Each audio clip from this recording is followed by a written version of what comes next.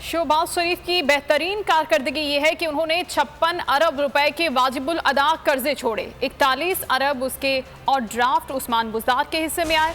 फिरदौस आशिक अवान की इस्लामाबाद में मीडिया से बातचीत। कहा शोबाजी के लिए शुरू की गई 8000 नामुकम्मल स्कीमें छोड़ी।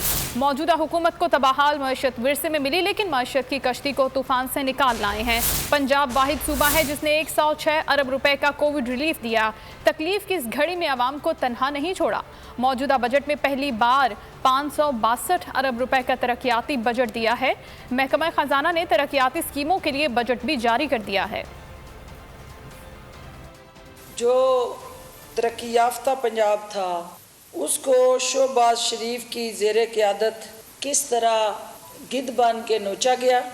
शहबाज शरीफ की बेहतरीन कारकर्दगी 26 अरब रुपए के वाजिबुल अदा जो चेक्स थे, 41 अरब उसके ओवरड्राफ्ट्स उस्मान बुज़दार के हिस्से में आए।